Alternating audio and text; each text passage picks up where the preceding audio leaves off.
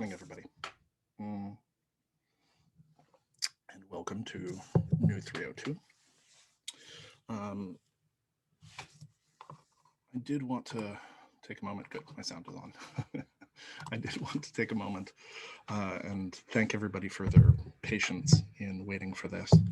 I had mentioned previously that this, generally speaking, is a time of year that in many ways I find sort of most tricky for my creative production and teaching lecture, even when you have a pretty good sense. This is obviously a lecture that I've delivered quite a few times, but even when you have a particular sense of it, it is a creative process. And this is a time of year when I have the most difficulty with this process. This particular iteration, I must say, has had, I don't know, an additional external complication. And this is something that I've been sort of reflecting on. Sorry, this is not the dog ate my homework moment, but, I got sick last week and that kind of passed through. And then there was quite a bit of professional complication that came through, was capturing my attention. And then I was sort of working that through. And then I was working through some project commitments that I have that I'm sort of trying to fold up. Trying to fold up in an effort to clear some space for some other things. There are projects of my own, writing, research projects, sort of intellectual and existential projects that I have wanted to devote attention to and haven't had space for. And so those things were sort of fighting me. And then things reached a peak the other night with a very external event. I've attached the very brief video if you take a look, a gas leak. So that was interesting. And then I finally came around to, sort of clearing my slate and sitting down to finish things out last night. And I knew very well intellectually what I had to do. I had it plotted out, but I couldn't make it connect. I couldn't seem to actually hit the button. The resistance was very strong. This is something that, I have no small amount of familiarity with. And for those of you that have engaged in work, you probably have no small familiarity with it either. Sometimes, I don't want to say the spirit is willing, but the flesh is weak. That's not quite right. But rather that the intellectual mind is there, but the kind of emotional motivational structure refuses to engage. There was a time when, certainly when I was younger, I would have brute forced that, drank a pot of coffee and just attacked it wildly. And, generally speaking, when I was younger, that kind of thing worked. These days, it doesn't typically work. So instead, I did, the older version of this, which is I went to bed at 8 p.m. 8 p.m., which is the clearest sign I can think of that I'm no longer in my 20s. But I went to bed at 8 p.m. and instead got up at 4, the idea being to be fully rested and then to come to this task, essentially speaking, with my mind relatively fresh and rested, but also before my mind had the opportunity to sort of construct its narrative and bolt on its armor for the day and so on and so forth. To come to it in a relatively raw state. This, as I've mentioned previously, can be quite useful. When I used to do analysis twice a week, like when I was in analysis twice a week, as I often did during the summer, I believe I've mentioned that I used to schedule one of my sessions in the week for the evening and one of them for early in the morning. And those two forms had two very different presentations, right? Coming into session at the end of the day, I was coming in as sort of, Anderson with persona in place, fully constructed. Whereas coming in the morning, very often, as I lived 12 minutes away on foot from my analyst, it was more of a question of, like having a dream, rolling out of bed, pulling my clothes on and walking straight there before I even had a coffee. It was a much rawer kind of experience. Both of these things were useful. Treated reflectively and analytically, both of them were useful, but they were very different things. I have, since, generally speaking, preferred the early morning over the later for precisely that reason, right? It lets me sort of cut through things with less of my own complexes and stuff already in play, in a sense. He says drinking out of a Superman cup. Anyway. So yeah, so, and in fact, I woke up, this morning at 4, and more or less woke up sort of with internal narration running. I don't know how many of you have had this experience, but, in the process of doing writing and other kinds of creative work, I often, sort of sleep on it and let my unconscious do a lot of the work for me of pre-formulating it. And then I sort of wake up with narrative running. And often it's the case that I just need to sort of get in and apply that, like sort of write it or voice it or whatever. So that was sort of the task here. Now, all the various sort of barriers and things I've been looking at, obviously, I've tried to treat somewhat reflectively, as is my practice. And, the thing is that as it often does, I can tie this back around to the themes that we're dealing with, because what we were in fact dealing with is the Odyssey. And the Odyssey, of course, is a story of the missing and the lost, right? So, the Odyssey has this 2-part structure, multiple parts, obviously, but I'll tell you what I mean. The Odyssey is in part about Telemachus and in part about Odysseus. And insofar as it's about Telemachus, right, it's about sort of the first half of life, in a sense, right? The engagement of the heroic energy, the separation out from the parents, right? Telemachus's problem is a very different problem, in a sense, than Odysseus's problem. Odysseus, on the other hand, the story of Odysseus is obviously the main focus of the Odyssey in some sense, and is a more reflective and inner kind of journey, a night sea journey, as it were. And necessarily is something more related to sort of the second half of life, as Jung would think of it, right? The problems of the second half of life, of working your way through the heroic energies in order to come home, right? In order to come back home. So, we'll get into the structure of that more, obviously, but in sort of reflecting on it, these themes are not completely separated in some sense from the sort of things that I personally was trying to process.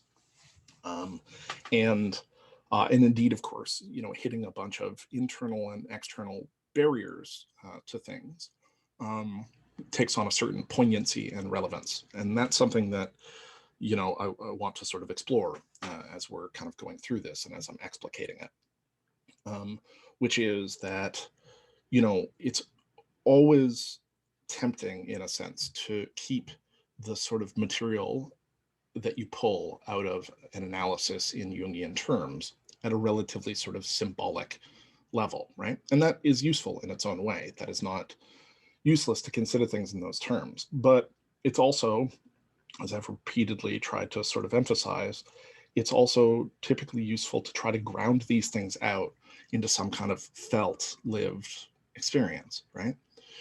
What does it mean to be becalmed at sea, for instance? Right? No wind in your sails, becalmed at sea. You have the navigational stuff, but you are becalmed. Last night, I would argue I was becalmed. Sitting down to try to do it.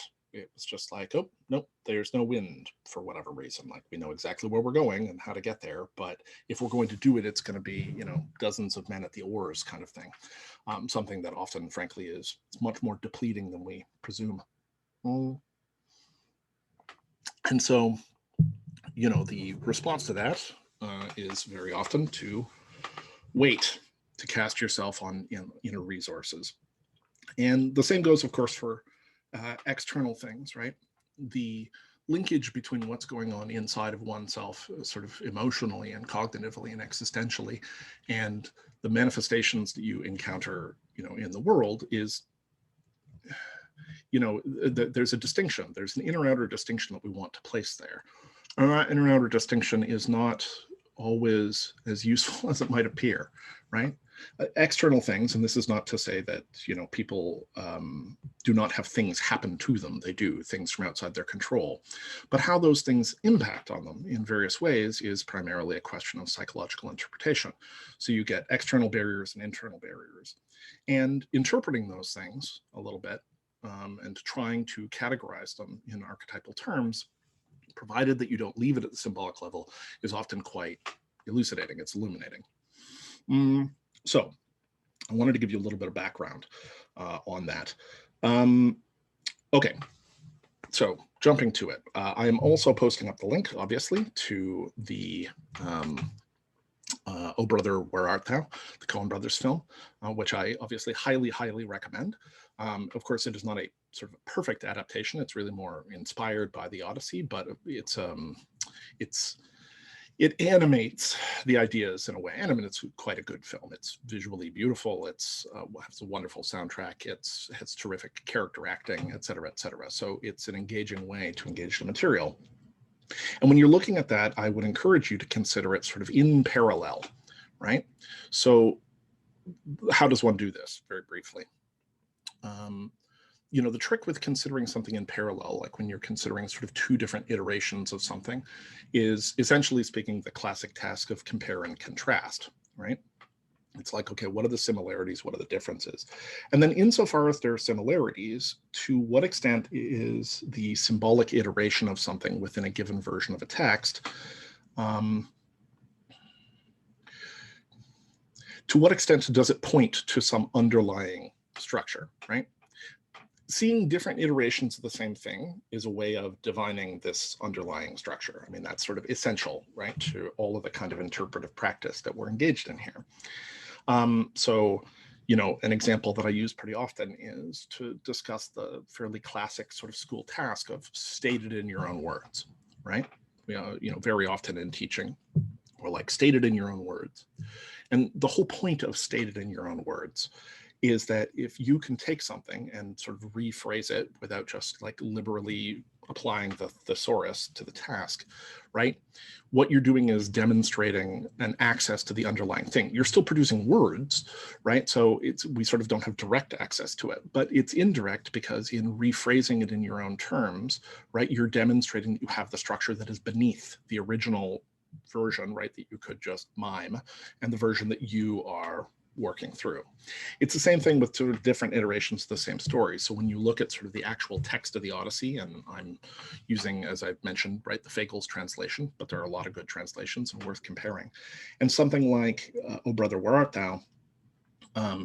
You know, you're looking at the similarities and then sort of drilling down to the common factors, right? And this is sort of essential to divining, I'm using that word quite deliberately, to divining, you know, the underlying complex and to some extent the underlying archetypal force, right? Because in Jungian terms, we never have access to the archetype. We only have access to the material that clusters and organizes around the archetype, right? You're always in this process of attempting to compare various iterations in order to divine this underlying structure. And that's one of the reasons that I like using something that is a little bit off the core text, because it has this way of highlighting, right, not just the distinctions, but the similarities. And in highlighting the similarities, you know, getting to this question of, okay, what's the essence of this, right? Now, holding all of that very lightly, because as I mentioned, you should always be holding your interpretation somewhat lightly. There is typically no one right answer, but thinking about it in those terms tends to sort of foreground certain aspects that you can then pull from. So watch Oh Brother, Where Art Thou? Ideally speaking, try to watch it on as large a screen as possible with sound out loud. You can listen to it on headphones, obviously, and you can listen to it on a Wii screen if need be. But if you have access to actually putting it on like a television or a projector or something a little bit larger, I do recommend that, just because it's a bit more visually possessing. It's a bit more visually full. And likewise, the sound is sound that's very clearly you know, meant to be listened to out loud. So you can listen to it on headphones and you'll pick up quite a bit. And for many of us, obviously, sharing our space or not having access, you know, that's the way that you have to go. Yeah, but I recommend sort of as full an immersion kind of experience as you can get. I saw this film twice in theater when it was in theater. The first time I just watched it and was kind of agog. And the second time I, primarily speaking, listened to it. I mean, I sort of closed my eyes and listened to it. And I mentioned previously, I purchased that soundtrack twice, once and it was stolen, and then I repurchased it, and it's something I listen to actually quite often. Indeed, the opening track, Big Rock Candy Mountain, was kind of a theme song for me almost in my 20s, my wandering 20s. So yeah, so I do recommend that you watch that and think about it in comparison. For those who haven't read the Odyssey, this is going to be a brief tour, but you should read the book, right? Read the book. I understand you're busy, but read the book. If you haven't read it before, you should. There's a reason it's a foundational text for Western culture and the Western canon, right? And one of the most enduring epics sort of in human language. And if you have read it before, read it again, right? At the very least, skim it again. Okay, it's because we're going to sort of outline it, but you can never really fully capture the texture, right, of poetry, you know, in summary. We're going to hit themes, but hitting texture is very important, right? That's one of the reasons I did that reading of the Cyclops chapter, right, in the land of the one-eyed giants, is precisely that, to give that sense of texture. So, yes. So, okay, very briefly. The Odyssey, of course, is one of the oldest texts that we have extant, right? It's one of the oldest sort of repeated epics that we have extant. It's, you know, popularly and traditionally attributed to Homer. And it's sort of one of his, you know, two great outputs, the other being the Iliad. And the Iliad, of course, is the sort of full story around the war on Troy. And how sort of historical that is not clear.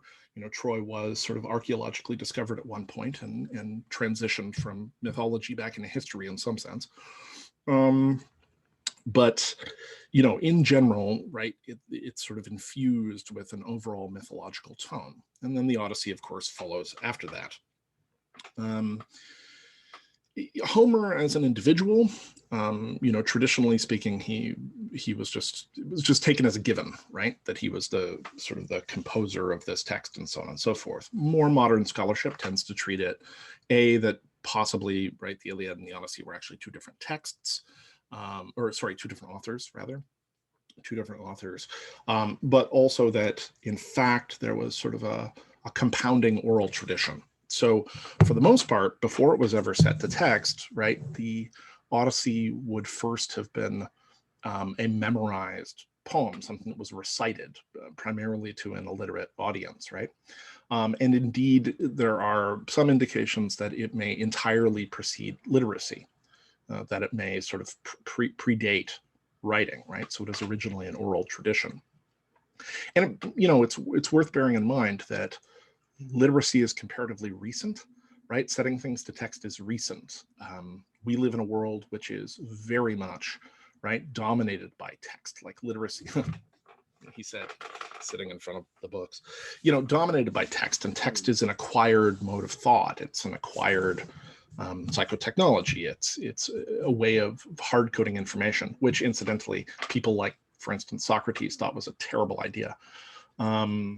You know, that will ruin our memories and so on and so forth. We always feel this way about new media technology, that they're going to sort of ruin us. And often, in some sense, we're not wrong.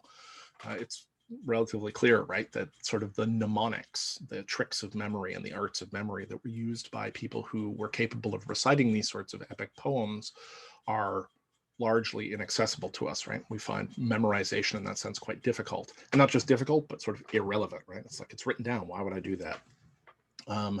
This, I add, is somewhat parallel to the general principles of the internet. And there's been sort of a de-emphasis, right, in our era on having things committed into your memory, and instead, right, you know, an increased emphasis on the ability to locate it, something that the internet has been altogether too happy to do for us, right, to serve things up. Such that, in fact, searching isn't even really, you know, you Google something, you're going to get a result. And that in and of itself is kind of a problem, because you're always going to get a result. And so your ability to search becomes the preeminent thing. It's not like when I was growing up in the era of the card catalog, where you had to very tightly specify at some level in order to get a sensible result out of a card catalog, right? Going through little cards and finding books in the library. Now you can always get it. And so the quality of the information is much harder to regulate in some sense, right? So it sort of changes us in certain ways. It changes our ability to engage, right? But this isn't a media course. I'm not Marshall McLuhan by any stretch. Nevertheless, it's important to remember that this is primarily speaking an oral tradition, which was then, right, coded into writing later, and that Homer as a figure is as much a kind of allegorical construction, probably, right, than it was sort of a single real person. This is a little bit like the argument around the authorship of the Bible, right, which appears to have had a bunch of different authors and so on and so forth, but sort of traditionally and mythically is attributed to, you know, at least in the Old Testament form, a single author, right? And that's sort of part of the mythology around it. Same thing here. Now, I'm not going to go off on the sideline, which is I find it interesting that modern culture has a response to the Homeric epics, and it's The Simpsons, which is to say that Homer as a term, right? Homer as a name has been for you know, a great number of people sort of co-opted by The Simpsons, by Homer Simpson. Yeah, that's an interesting fact in and of itself. I think there's been sort of a funny hijacking of the name in a way. I have ideas about The Simpsons, but maybe that's something that I'll just discuss in office hours rather than explicate fully here. So, okay, so with all that in mind, right, we have this sort of Homeric background and we have this idea of the text. And as I mentioned, you know, there are two kind of points to consider, or two threads to consider right off the bat, and that's sort of the Arc of Telemachus and the Arc of Odysseus. The Arc of Telemachus, you know, is about sort of finding action and separating oneself from one's parents. It's a very first half of life kind of arc. The Arc of Odysseus gets more of the attention. I mean, it dominates the book, and it's really a second half of life kind of thing, a night sea journey kind of thing, a grappling with heroic energies kind of thing. And there is a sense when we are interpreting these things in Jungian terms, right, that we have to grapple with. It's this. I mean, there are a few things. There is a problem of causality, okay, that we have to address right off the bat, and that's this. The Odyssey precedes young, and the Odyssey informs young, right? It's a very different thing to look at the Odyssey in these terms than it is to say, look at Star Wars in these terms. Star Wars comes after Young. It comes after Joseph Campbell. It is informed and structured by those things, right, in a top-down way.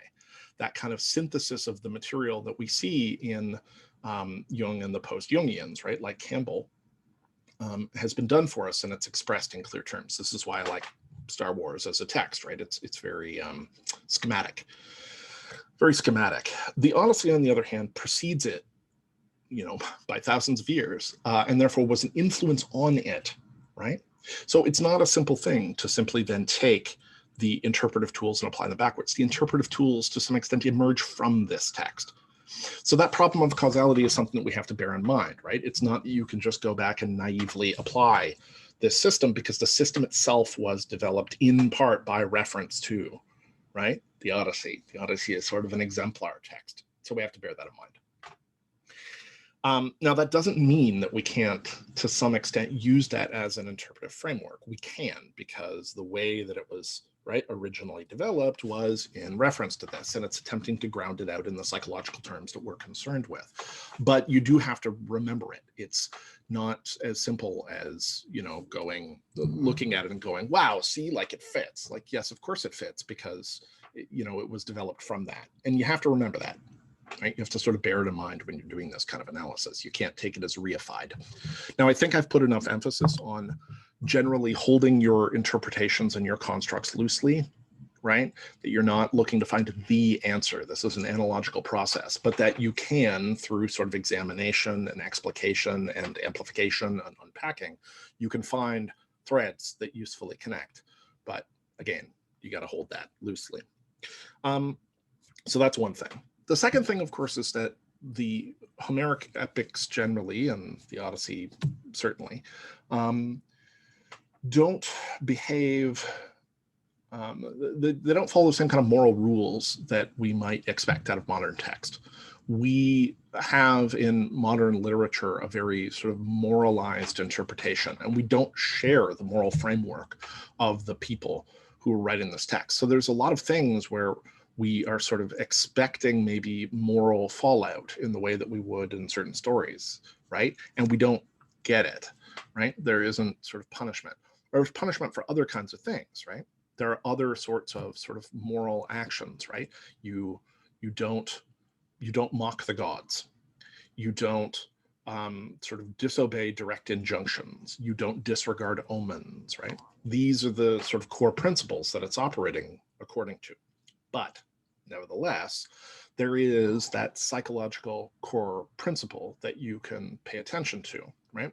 Which in our terms is looking at it with an eye towards like, okay, this isn't so much about the externally imposed code, it's about internal dynamics for our purposes. And in what way is it illustrative of the way that you have to sort of respect or heed those kinds of internal dynamics, right?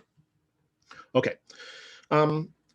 Now, one way to sort of think about this, right, is as with all this stuff, with fairy tales, as I very often have said, a useful way to approach them for the purposes of Jungian interpretation is to remind yourself that fairy tales don't have psychology. They are psychology, right? They don't have psychology. They are psychology. You're not dealing in a sense with fully formed people when you're looking at them. Instead, you are stepping back to view this in terms of dynamics.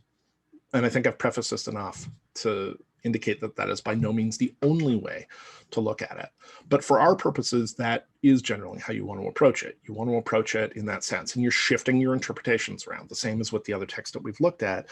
It's not that you're looking to find the one true thing. This is the ego, and this is the blank, and this is the blank. It's finding a variety of interpretations, right, that in looking at individual situations might be psychologically elucidating in one way or another, that might connect with dynamics in one way or another. Now, generally speaking, the application of a kind of Jungian interpretive style to a text, whether it be a fairy tale or a dream or events from life, does follow a particular pattern, right? Properly speaking, if you really want to sort of look at the core direct, the most direct exemplar of this, you want to look at Jung's synthetic method or his constructive method sometimes, right? Which he explicates in Collected Work 7. Collected Work 7, that's 2 essays on analytical psychology. And it's, what is it? Paragraph 121 through 140. Oh, hold on for a sec. It's this book for reference. Yeah, 121. 121. And in it, Jung is sort of explicating, primarily speaking through working with client dreams, et cetera, but he's explicating this method in a particular sense, okay? So if you're really sort of keen to come to the core of getting at this and the sort of the most straightforward presentation in a sense, yeah, 2 essays on analytical psychology. That's Collected Work 7. In here it's chapter 6 and paragraph 121, where we'll get into this. We've done a fair bit of it already, so I don't feel the need to read through that whole method. But I will point out that, in its essence, there are a few things, right? One is this primary distinction with the Freudian mode of interpretation.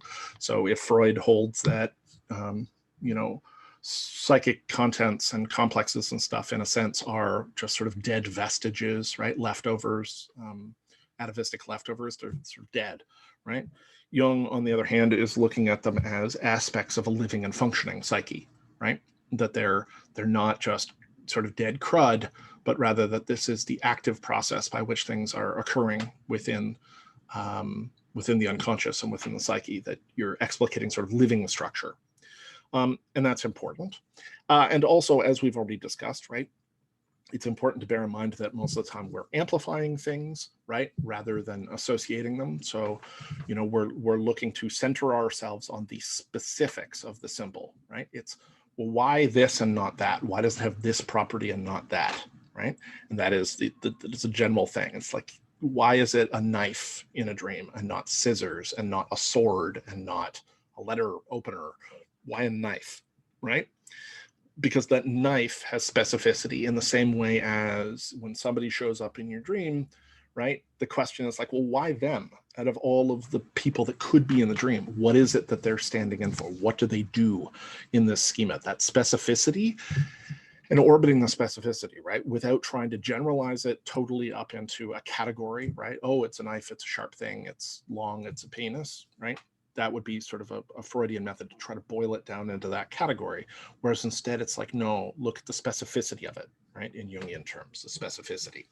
The specificity of figures, the specificity of situations, the specificity of, you know, character.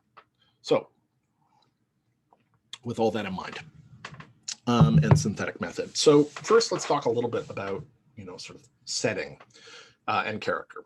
So, you know, obviously it's the Odyssey, so it's about Odysseus or Ulysses. And, you know, who is this guy? Well, I mean, he's a Greek warrior who participated in the sacking of Troy, and indeed he's sort of integral to the sacking of Troy. He's the guy who comes up with the Trojan Horse. So he is a warrior who's distinguished from other warriors, not primarily speaking by sort of strength and force of arms, he has those things, but rather by cunning. He's clever. He's clever. He's a clever man, right? That's sort of the idea. He's clever, he's cunning, he's tricky, right? All these various things. And I say cunning repeatedly because cunning is something that has sort of it's got a double edge as a term, right? Cunning is positive in a sense. It's like, oh, that's cunning, that's clever, right? We appreciate it. But we also recognize that at some level it's sort of, you know, like deceptive or tricksy, right? It has that quality, that trickster quality. And, you know, Odysseus has this in spades, right? He's very often in this text accompanied by Hermes, right, who is sort of moving things along. And Hermes is that principle of intellect, that principle of trickiness, that, right, cleverness and multiple interpretation. We see this over and over again. So the Trojan Horse is a pretty good example, right? It's the gift that kills. You know, you build somebody a giant horse and fill it full of men, right? Full of soldiers. And that's in some sense emblematic. And we'll see that, of course, turn up in the Odyssey when he's sort of, they force him to recount that story and he gets to replay his greatest hits. So that's one aspect of Odysseus, is that he's clever, he's cunning. And the fact is that that is sometimes a boon and very frankly, often an impediment. And one of the ways that it sort of creates an impediment for him is that, at the risk of sort of blurring and tangling our myths, he's kind of a narcissist, right? He holds a very high opinion of himself, which is what being cunning and clever does. It's hard at some level not to like come up with a clever thing and then be proud of yourself as though, right, in some sense you, you know, you can take ownership over it. So there's a real ego drive, right? That's sort of instantiated in Odysseus, that he's very clever. He thinks pretty highly of himself by times, right? Now, sometimes that collapses and we see it occur, and sometimes it blows up in his face, right? He does something so clever and he can't just let it go. He feels the need to brag. He feels the need to self-aggrandize. He feels the need to, right? Sort of thumb his nose at the gods. And then this causes him problems. And you know, when we're talking in Jungian terms, if we want to consider sort of Odysseus in the ego role, then, you know, it's easy to look at the gods and consider those as extensions of the self. And yes, at some level they are, obviously, right? They are godlike in their scope, but there's specificity in the Greek gods that you need to also pay attention to, right? They are closer to the self in some sense. They're more archetypal in their formulation, but it's not just that each one of them is like, and that's the self, and that's the self, right? There's Zeus, that's the self. There's Mercury, that's the self. There's Poseidon, that's the self. There's Athena, that's the self. That's sort of true. They're close to that, right? Closer to that unconscious center to the system. But they also possess their own traits and properties. Zeus is the lord of the sky. He's a sky god. Poseidon is the lord of the sea. Hades is the lord of the underworld. These are three distinct realms, right, that have their own properties. Hermes is the messenger, right? Swift-footed, clever, right? You know, for the Romans, specifically mercurial, right? And the emphasis with Mercurius, right, is not to be lost. So we do want to track some of that specificity as we're going ahead. But the basics of it are that we have Odysseus, who's a clever man, a cunning man, and also a man who's very wrapped up in a sense, in himself and in his heroic adventures, right? It's a not uncommon sort of take on the story within sort of Jungian circles, to see Odysseus's failure to return to Ithaca as being partly a question of external circumstance and like, oh, and then we got blown off course again and I super wanted to get home. But there are a lot of parts of the story where it's like, well, if you wanted to get home so badly, why didn't you get home? If you wanted to get home so badly, why didn't you get home? And there are some pretty clear points in the text where we ask ourselves as sort of a modern observer, like, what the heck is going on here? It's a little bit like reading Hamlet, right? Hamlet is maddening in part because it's hard to understand what exactly is causing the issue, right? That's a deliberate move on Shakespeare's part, I add. Shakespeare modified earlier versions of that story to remove some of the things that would clearly explicate. And because it's then hard to understand, it occupies our attention. Shakespeare's a great writer, so that also helps. But like when we engage Hamlet, we find ourselves asking, like, why? Like, what? You know, we understand what he's saying, but at the same time, right, that inability to engage the will in some sense captures us. It's like he's in reflection and stuff, but why is he behaving in this way? And it's because Shakespeare, of course, has removed a bunch of components that would make it a relatively straightforward story that we could simply absorb. T.S. Eliot claimed that this was in no small part why Hamlet continues to capture our attention, right? He's sort of this insoluble conundrum. Again, a clever man who's sort of not acting. So here, you know, we have an Odysseus and we sometimes ask ourselves, like, do you really want to go home? And it sort of seems like he doesn't, right? Instead, he's very much captured in the orbit of his glory days. Now, you'll see that that is, of course, a quintessential kind of theme for the second half of life within the Jungian framework, that the first half of life is about separating out from the parents and building oneself a heroic persona, right? You have to, in a sense, you know, remove yourself from the enfolding energies of the mother and the dominating energies of the father. You have to escape that orbit and make your own way, right? And, you know, that typically manifests itself in an outward worldly kind of approach in the conventional formulation. You have to make your own way and get into the world and make something of yourself.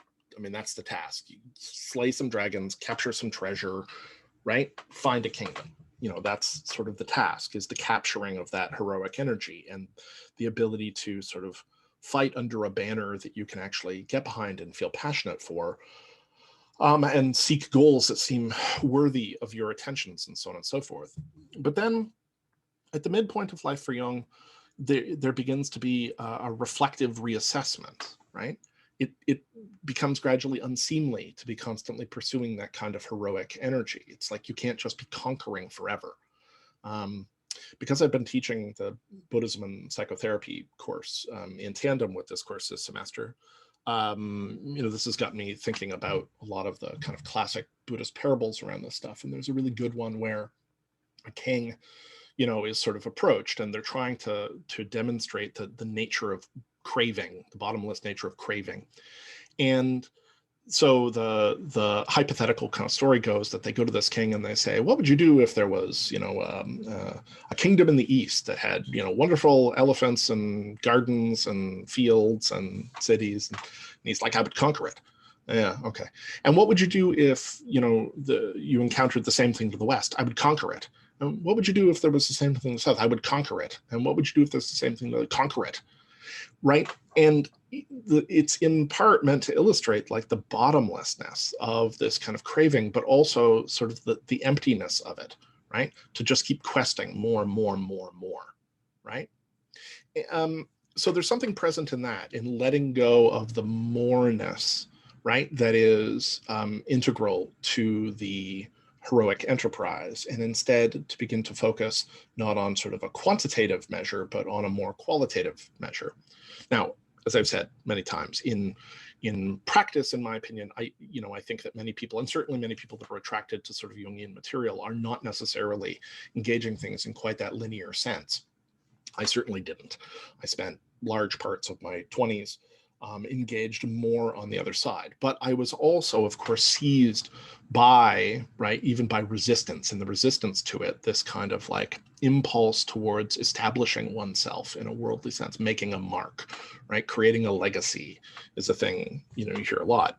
But the actual problems of legacy in the second half of life often are about easing back from that and beginning to focus on other things, right? Not least home, right? Home. And when I say home, I don't necessarily obviously mean something that has a completely conventional structure. It doesn't necessarily have to be, like a nuclear family and a heteronormative center and whatever, but the creation of home, the place that you are, centered and, right, it's regulated, it's calm, right? And it is not sort of warlike in the same way as the movement in the world. So, that's a central theme here. It's like the return home, but it's not just that the ego is sort of being pressured by outside forces and can't ever get there no matter how hard it tries. It's just not that simple. It's also that the ego itself, right, or the psyche itself rather, is resistant to this. He doesn't want to go home, not completely. He doesn't want to go home. He doesn't want to return to, whatever, quiet administrative days as a mature king. He wants to keep riding his glory days, and so he does. And things continue to come at him, and he continues to respond to them. And in some cases, that's a question of hubris and cleverness and so on and so forth. But, in many cases, it's him continuing to engage in some sense with this earlier version of himself. Okay. And we'll see. A big part of that, for instance, is encounters with the feminine, right? Encounters with the anima and anima forces. That's a very repeated theme that we'll explicate in greater detail. Okay, so that's the man, Odysseus, and we have his accompaniment, right? We have his men, and his men are, by and large, kind of appetitive, right? Appetitive. They're relatively sort of base, right? So they're the motive power of his boats. If there isn't wind in the sails, then there are men at the oars, right? So they move the boats, right? And he starts out with a large number of boats and a large number of men, and that stuff gets whittled down until he is alone, right? It's everything that surrounds him. His men are, right, they follow him, they follow his orders, but imperfectly at best, right? It's not uncommon that he leads them in places that they don't want to go, and that's a disaster, or that he explicitly tells them, do this, and right, they ignore him, and then there is disaster, and they kind of get picked off one by one. There is this whittling down across the course of the thing until at last he is alone. One of the presentations from a couple of weeks ago, of course, pointed out the role of the orphan, right, in all of this. And so we did a good job. I won't explicate that in great detail, but orphaning as a process, right, is, right, what? The removal of the parents, but also moving alone in the world. I mean, that's the essence of orphaning. Yeah. Sorry, I was just thinking, there's an episode of Curb Your Enthusiasm, Larry David, the HBO show, where one of the other characters, parents die, his final parent dies, and he, this is a man in his 50s or early 60s, and he's like, I'm an orphan, Larry. And this is played for comedy, obviously, right? Because Larry, as is generally the case, gets quite indignant about the whole thing. And he's like, he's not an orphan. It's, he's not an orphan.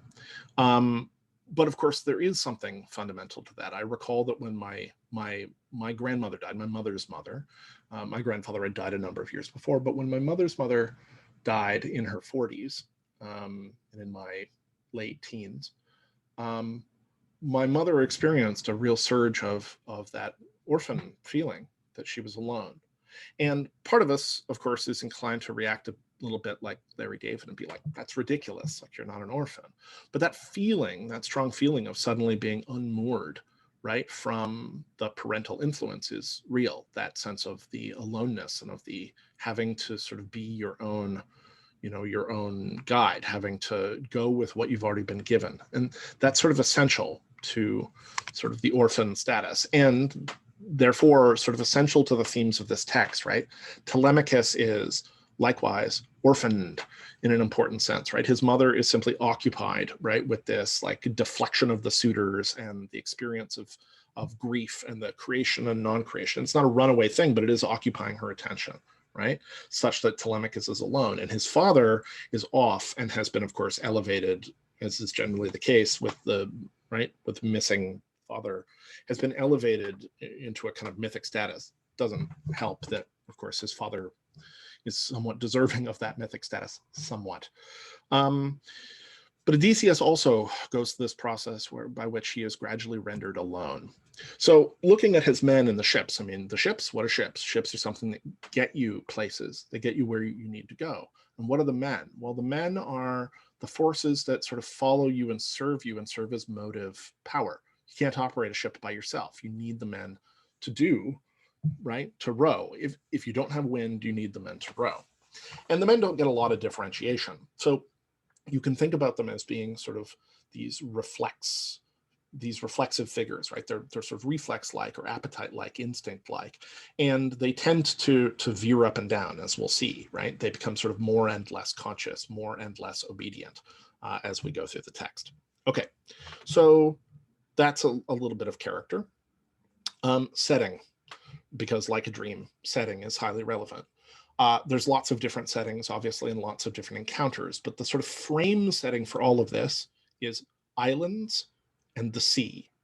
So it is after the war, and it is islands and the sea. And if you want to think about it, right, in some sense, it's like, okay, at one end is the war, right? The war against Troy. And at the other end is home. And it's a circuitous, labyrinthine approach towards home. But the actual frame in which that's occurring is islands and the sea.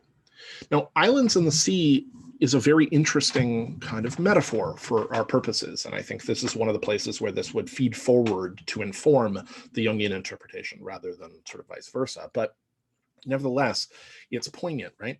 The sea is vast and open and chaotic and hostile, but also life-giving, right? If you've ever been out on the open ocean, right? If you've ever been out on the open ocean, like open enough that there is no shore visible, it's an extremely powerful experience, right? If you really like consider it. It's like there's no land in sight, right? In every movie where people are sort of lost at sea, you get this moment where they're like, oh my God, land, like land ho, right? And you need to consider for a second exactly what that's like, right? To be out of sight of land and in an environment that is in some sense familiar, but also deeply, deeply alien. Like you can't live in the ocean, right? It has depths and it's got its own rules and you can't sort of just survive there. You can paddle around in it and so on and so forth. But for the most part, you have to cross it through the use of sort of conveyance and things, right? It's not just an environment that you can sort of dive into and master, or at least not most people. It's open and it's trackless. So unlike even sort of the desert, right? The desert is a fairly standard thing that people get lost in, right? The desert is something you get lost in, and often the wind is sort of erasing your tracks and you don't know which way to go and so on.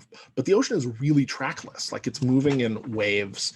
It sort of has moods, right? Sometimes it's relatively calm, sometimes it's tempestuous, right? Storms sweep in, and when they do, there's not even solid ground. Like it can swamp over the deck and it can sweep you into the sea, and right? So it's dangerous in that sense. As it is also, I add, life providing, which is to say you can fish in it, right? And so on and so forth. In that sense, it has obviously a lot of qualities. There's a reason that the sea, the ocean, right, that body of water has been so often linked to the unconscious. It's formless, it has unknown depths. It, yes, can provide life, like things can surface and thank God you can eat them, right? But also it's trackless, it's hard to navigate. It seems to to operate according to its own rules. It's sort of chaotic from our perspective. It's not solid. You can't live there, right? And then islands. And islands, of course, poke up out of this. And spotting an island is to spot land and potential. But the islands are separated out from one another. This is a condition which, from the perspective of Jungian interpretation, is very much like our various complexes and things. They're separated by these vast stretches of a sort of open, unconscious waters, such that they seem to be quite separate. And we find our way from one domain to another that are sort of relatively self-contained. If you've had an encounter at some level with sort of an archetypal, complex in your own psyche, it has its own self-contained kind of character, its own rules, and so on and so forth. It's solid in some sense, like it has a curious solidity, but often it's not connected, right? It's disconnected.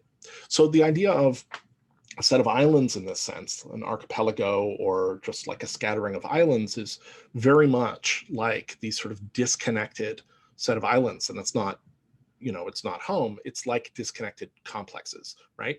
Floating in this sea of open, seemingly chaotic, unconscious material.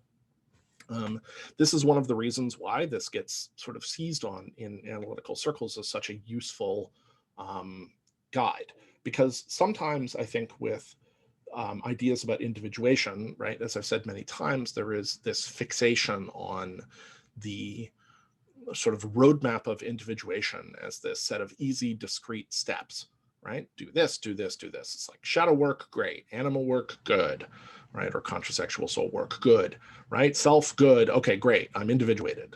And not only is it tend not to be especially linear in that sense, and the Odyssey does a good job of displaying that. You can get like totally blown off course and have things reversed, and you're like, God damn it, like I'm back here. But also, there are big stretches where it's not that solid, right? Sometimes you land on a certain kind of archetypal island and you're like, oh, this is what's happening right now. Like I recognize this theme, but a lot of the time there is this chaotic sense that you are sort of proceeding through and there's nowhere to stand. It feels like it's just a mess that you're trying to sort of navigate through. And that's, of course, a combination. It's an amalgam of sort of external events coming at you, but also your own internal psychological state. It's like just chaotic. And yeah, so there is that sort of sense, islands and the sea, and that is the general setting, right? From the war to home, islands and the sea, and trying to work through. And of course, with every island and sometimes in the sea, confrontation, right? Confrontation with various figures. Those confrontations form their own patterns. We'll touch on that too. This video I just realized is going to be probably long because I forgot when I started recording. Did I start recording an hour ago? Anyway, it's going to be kind of long, but that's okay. You don't have to watch it all in one sitting.